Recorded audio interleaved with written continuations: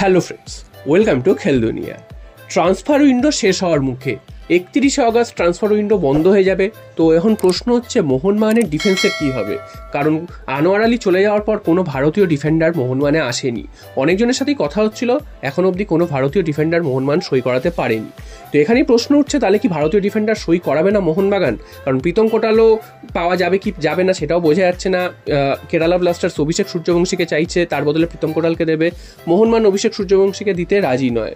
তো সেই জন্য প্রীতম কোটালের ডিলটা কিন্তু আটকেই রয়েছে এবং এটা এখন যেদিকে যাচ্ছে সেদিক থেকে দেখে মনে হচ্ছে প্রীতম কোটালের না আসার সম্ভাবনাটা অনেকটাই বেশি। তো এখনও কিছু বলা যাচ্ছে না। তো এখন এই মুহূর্তে যে তিনজন ডিফেন্ডার, ভারতীয় ডিফেন্ডারের নাম উঠে আসছে, তারা হচ্ছেন অ্যালেক্স সাজি, একজন চিলেসানা সিং আর নরেন্দ্র গেইলট। এই তিনটে প্লেয়ারের নাম উঠে আসছে। তো গত দুদিন ধরে কিন্তু প্রথম দুজনের নাম খুব শোনা গেছে, চিলেসানা সিং এবং অ্যালেক্স সাজি, এই দুটো প্লেয়ারের কথা। তো অ্যালেক্স সাজি হায়দ্রাবাদ এফসিতে খেলে, তাকে নিয়ে আসা কিন্তু খুব একটা কঠিন কাজ নয়, কারণ হায়দ্রাবাদ এফসির অবস্থা এই মুহূর্তে খুবই খারাপ। তো সেখান থেকে কোনো প্লেয়ারকে তুলে আনা মোহনবাগানের জন্য খুব কঠিন কোনো কাজ নয়। তবে এখনও অবধি তারা তো কোনো কিছু এগোয়নি, বা এগুলো ভেতরে ভেতরে সেটা রেখেছে, প্রকাশ্যে আনছে না। এরপর চলে এসেছি চিংলেসানা সিংয়ের কথায়। তো চিংলেসানা সিং তোমরা জানো যে তিনিও কিন্তু খুবই ভালো একজন ডিফেন্ডার এবং ব্যাঙ্গালোর এফসির হয়ে খেলছেন এবং ভারতীয় দলেরও তিনি প্লেয়ার। তো সব মিলিয়ে চিংলেসানা সিংয়ের ওপরও মোহনবাগানের নজর রয়েছে, শুধু এবছর না, তাকে কিন্তু এর আগেও অনেকবার তাকে ট্রাই করেছে, তবে তখনও আসেনি।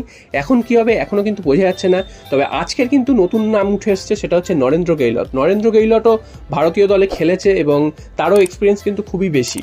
তো সেই রকম যে নরেন্দ্র গেইলটের নতুন প্লেয়ারকেও যদি মোহনবাগান আনতে পারে, তাহলেও কিন্তু মোহনবাগানের ডিফেন্সটা অনেকটা মজবুত হবে।